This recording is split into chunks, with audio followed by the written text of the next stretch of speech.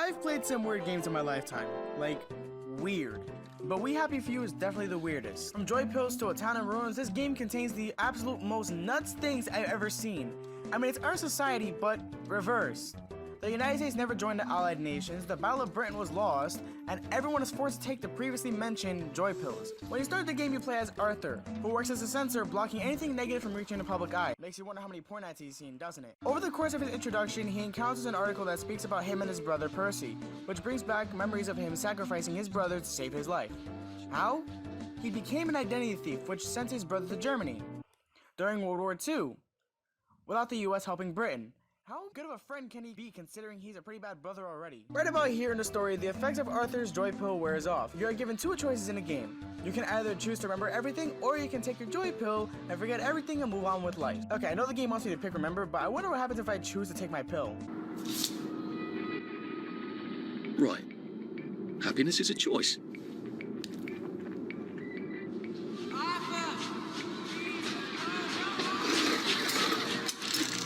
Snug as a bug on a drug.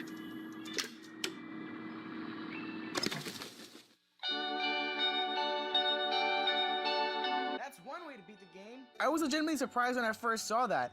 That has got to be the easiest way to finish any game I've ever seen. No, I've never played Far Cry. Shush, I know about that ending.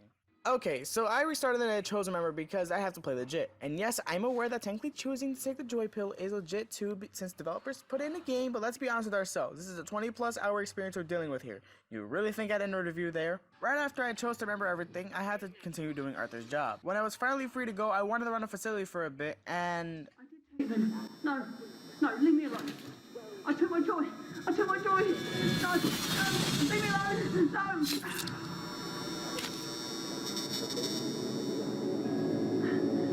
Oh, hi, Arthur.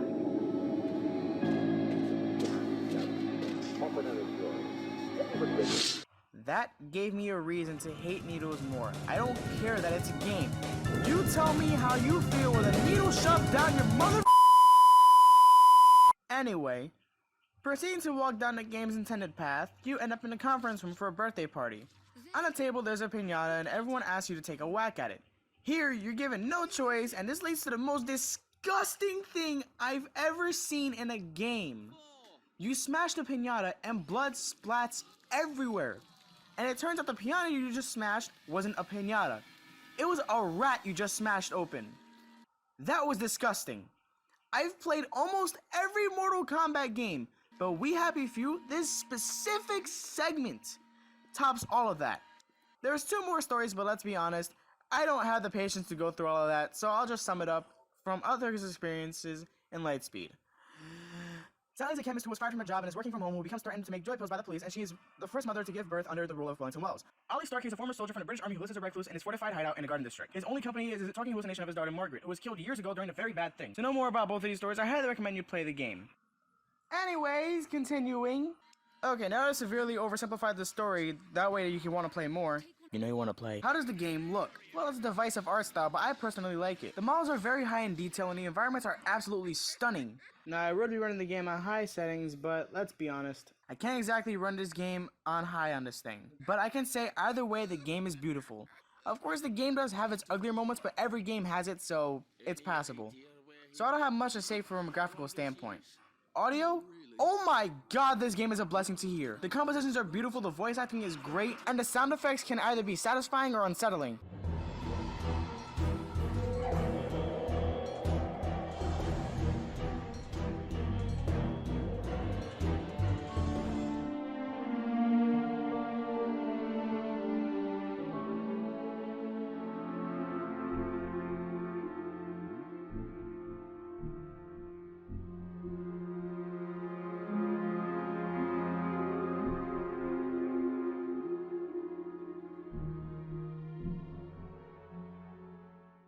Yeah, I'm not doing that one. But for some reason, the reception for this game is shockingly mixed. It's mixed to all hell. I mean, a 56 from PC Gamer? A 64 Metascore, a 7.3 IGN? What, are you high or something? You insane fucking lunatics. I mean, I can understand an 8 lowest, but I'd give this game a solid 9.5 out of 10.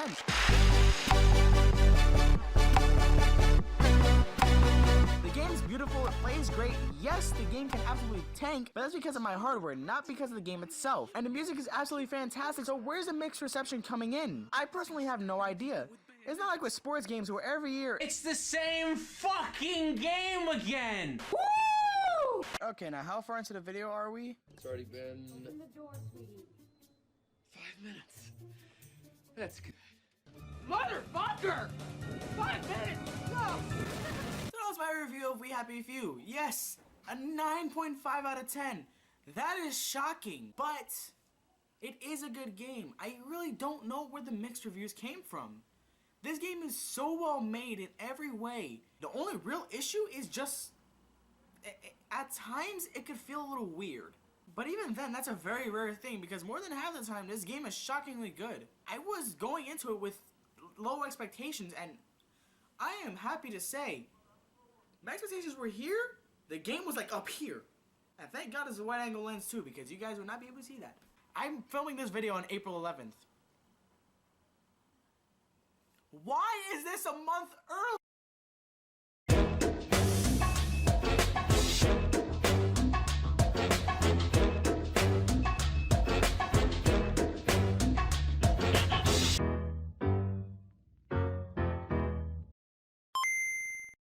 Quickfire review for Rage 2. Ready?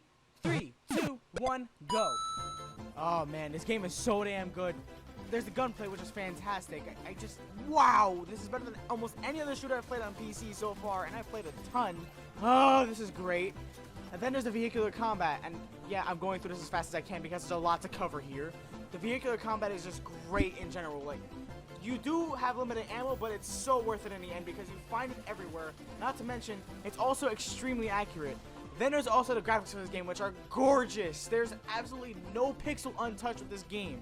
I stole that from Sony. I should really just shut up. And this is by far one of the best games that Bethesda has ever put out to date. And that's saying a lot considering there's Fallout 4, Doom 2016, and Wolfenstein. There's a ton of good games that Bethesda has put out. This is by far one of the greatest of all time. Oh my god. Solid 9 out of 10. And time.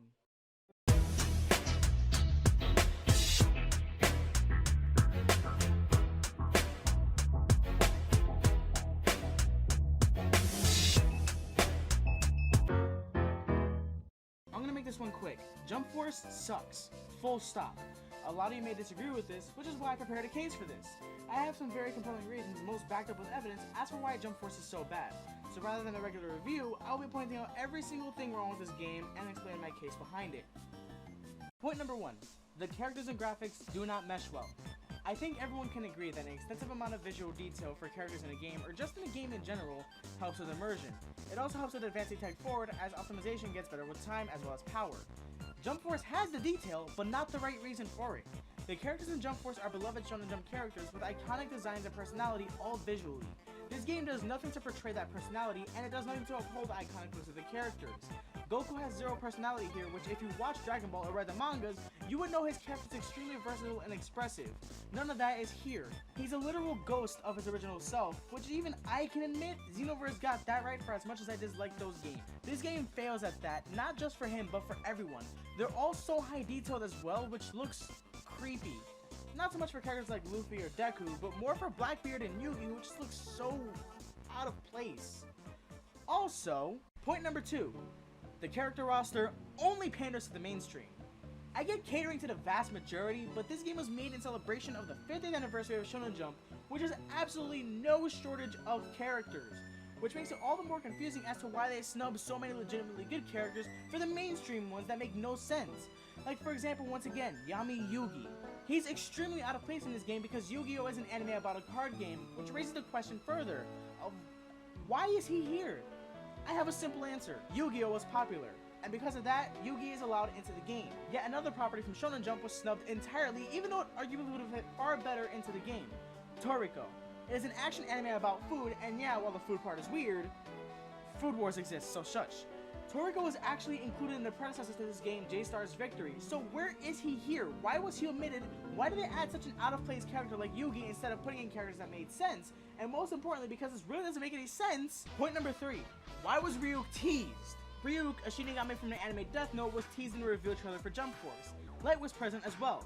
but my question is simple yet with multiple meanings, with answers that are guaranteed to make no sense whatsoever. Why was he even there when he's not planned for the game? Let me just explain my reason behind this question. Going by the logic of the game so far, Ryuk should be present with Light as well, since multiple other characters utilize some sort of supernatural being to fight for them. I'm gonna take my L here. This is during editing, by the way. I'm gonna take my L here and say that I did not know that Ryuk and Light had story mode missions. But honestly, I didn't care about that because even then, they should not have put Ryuk and Light at the end of the teaser. They should have just put them in the game without saying a word. Because simply put, that would have been much better off. That would have been a lot easier to deal with. And it wouldn't have been such a problem for me if they would have just put them in the game, no problem, without putting them at the end of the trailer as if they were something big. When in reality, they're just there. They literally have no purpose other than just the missions, which is it's just stupid.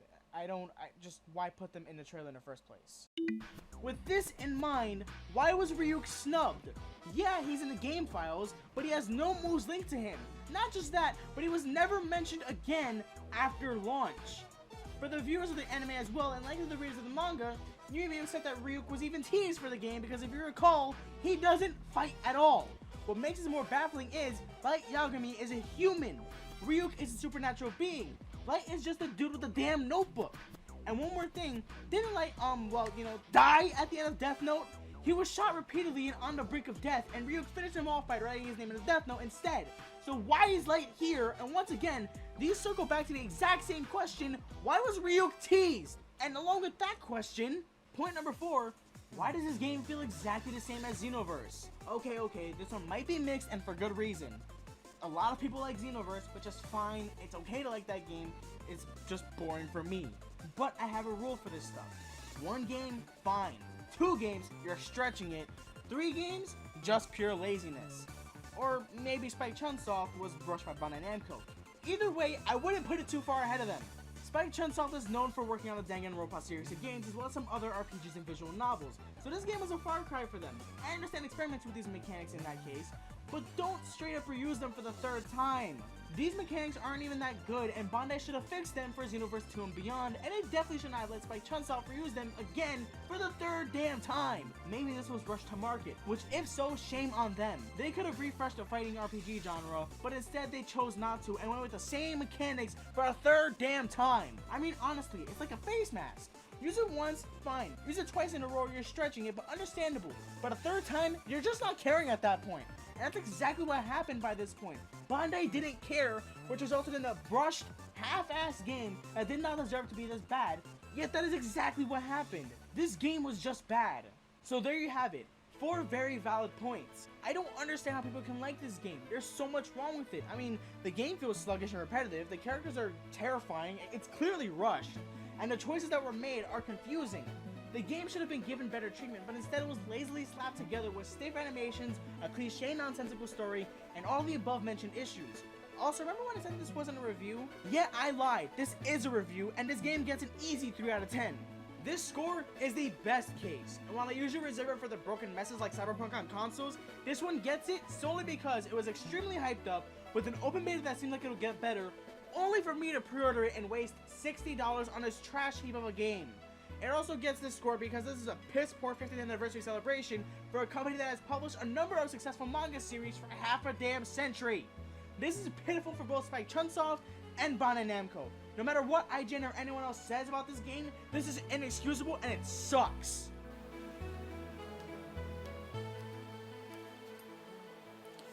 Yes, there is a kitty in the video. Just roll with it. So yeah, that's pretty much my opinion on Jump Force and why I don't like the game. All 4 points. Okay, where are you going? Honestly, the game just sucks to me. And you know what? I could see the appeal for some, but not the whole game. And I'm sorry, that $60 was way too high. Even Xenoverse 2 was like $40. So, yeah.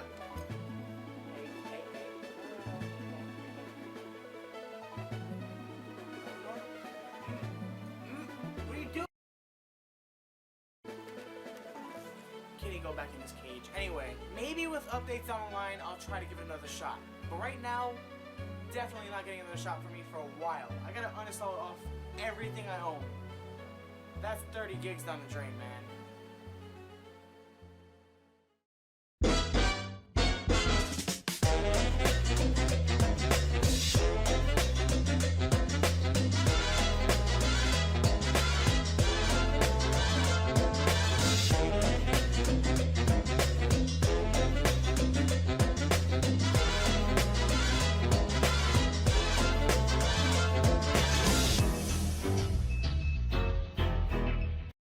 Okay, if you guys have followed me at all on social media, you guys expect this one coming. But I do love Jet Set Radio, and this is a game that I have played religiously. I'm kidding about that, but this game is really good. It's an underappreciated game as well because Sega has not touched the franchise since 2001. All they did was remaster it for PC, and even then, the PC remaster is not very great compared to the Dreamcast version. You have to experience it on actual hardware for you to understand why the game is so good. Well, at least they got one thing right, though. They didn't touch the graffiti maker. And they just dropped my hard drive. But the thing about Jet Set Radio is the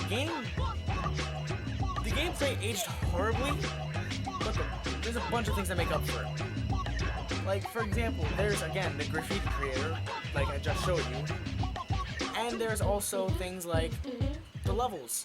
They're very well designed, actually. Just really hard. This game has an insane difficulty curve, but it's not annoying. It was hard enough for me to not completely understand initially when I first played it, but of course, when I got around to it, I decided to push through it, and I freaking beat the game. I don't know how I did it, but one random day, I reached the final level, and I finished the game. So, you know, there's that. And then there's the music, which is also freaking awesome because Hideki Naganuma was a really good damn composer. And apparently a really good DJ too. Bear with me here. I'm gonna be very, very, very weird for this video. But first, a little history lesson. In 1999, the Sega Dreamcast was released. Sega's last-ditch effort to keep itself in the minds of every gamer. What did they do in order to do that? Release fantastic games, of course, but that wasn't all. Sega had to stand out from the competition at the time. What did they do? Let me list them off.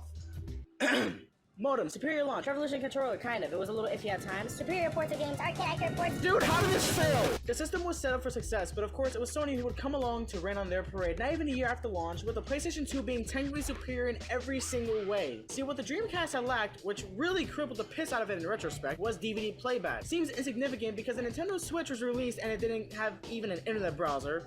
But keep in mind, DVDs were becoming mainstream and the players were expensive at the time. But having a system that was both a console and a DVD player that was reaching multiple markets at one time. You have gamers who were looking forward to seeing what Sony would do next, and you have the movie watchers who just want to kick back and watch a movie without having to give up an arm and a leg and maybe a kidney too. While Sega did have the gaming market for half a year, Sony came in and absolutely destroyed all of their momentum. And to add insult to injury, Sony took the market and absolutely ran with it for 20 years after the PlayStation 2 became the best-selling home console and in general just the best-selling console of all time, with only the Game Boy coming close, even though it released 11 years prior. Of course, we all know that the PlayStation 2 had absolutely the worst case of shovelware syndrome, more than any console that used physical media exclusively. WiiWare doesn't count, relax, guys. But the Dreamcast saw some success, right?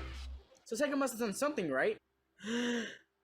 Sonic Adventure, Choo Choo Rocket, Mortal Kombat Gold, Space Channel 5, Crazy Taxi, Shenmue, Shenmue 2, Power Stone, Skies of Arcadia, Marvel vs. Capcom 2, The House of the Dead 2, NBA 2K, Equal Regret, and Jet Set Radio!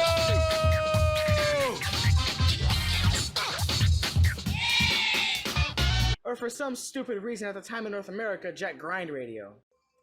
Okay, history lesson over. Let's get back to the regular video now, shall we? Did I mention that the music in this game is great? I feel like I haven't. I need to tell you guys this. The music in Jet Set Radio is something that made me literally download it onto my phone and listen to it when I had headphones. I'm not saying that I didn't have headphones for a serious amount of time because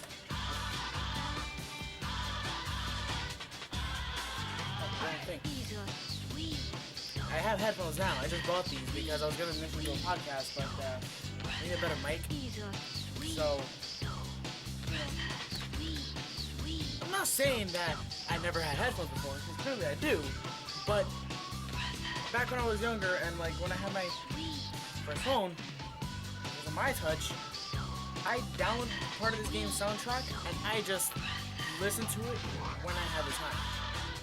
Matter of fact, it was almost all the time that I listened to it. So, yeah, that's another thing for a game, to be honest. Thinking about doing it again too, but for the sake of this video, I gotta start pumping it up. I am 2 months ahead. What am I talking about? Yeah, for those who don't know, I tend to record these videos whenever I get a chance. My We Happy Few video was recorded before my birthday. 2 days before my birthday. April 11th. Oh no, you're probably wondering, how the hell is this video so long if I had a hard drive failure?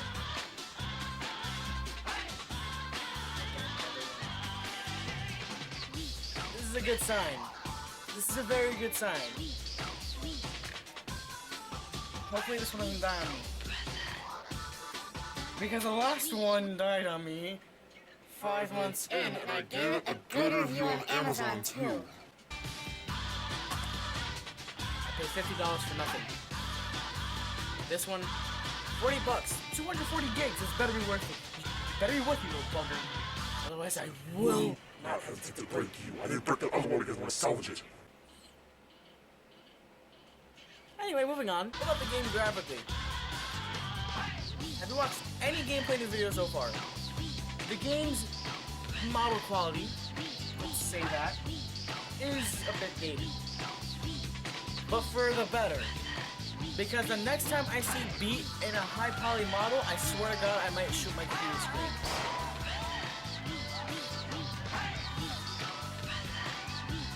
Yeah, it's not very good looking. His goggles scare the hell out of me. So yeah, if you can't tell, the characters are a little poly, but very much for the better. You see, the game is cel-shaded, and everything about the game is just, it's much better off in this low poly cel-shaded art style. Because Beat in high poly looks disgusting. I'm looking at you, Transformed Racing. Or is it Racing Transformed? I don't care anymore. His model looks disgusting. I'd rather just see his Jet Set Radio Future model in there. And that thing's disgusting to me too.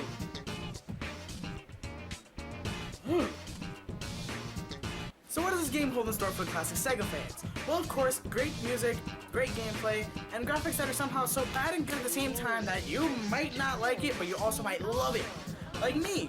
I love the low poly cel-shaded aesthetic.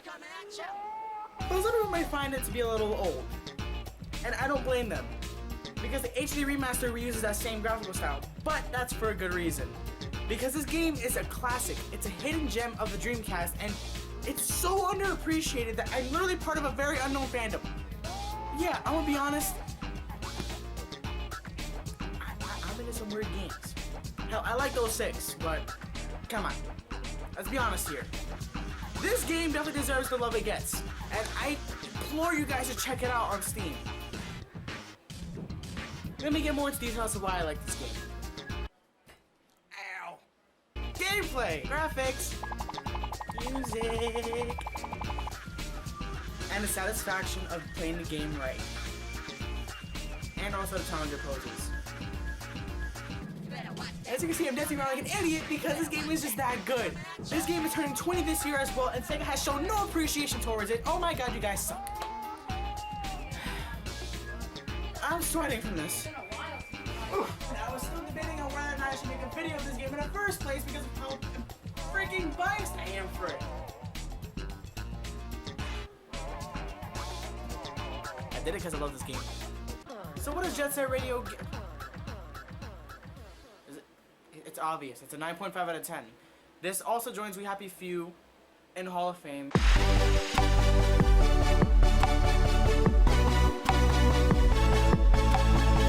well as shares the title of being one of my highest rated games so far. Bask in that while you guys still can, because something's gonna replace it soon. I don't know what. But as of right now, this game definitely stays at the top spot with We Happy Few. Which means that, oh my God, I am incredibly partial to some games, aren't I?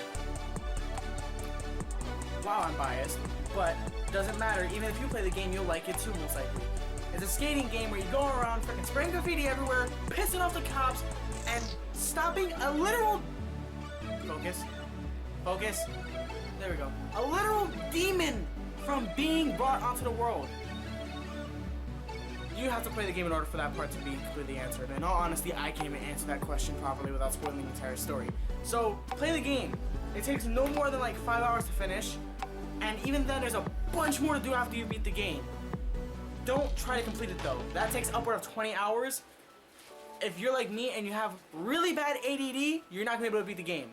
Other than that, go play the game. It is 100% worth it, and it's $8 on Steam. Go check it out. And while you do that, I might just reevaluate my purposes of reviewing because I just made a very biased review. My God. I'm gonna go sit on my bed and cry now.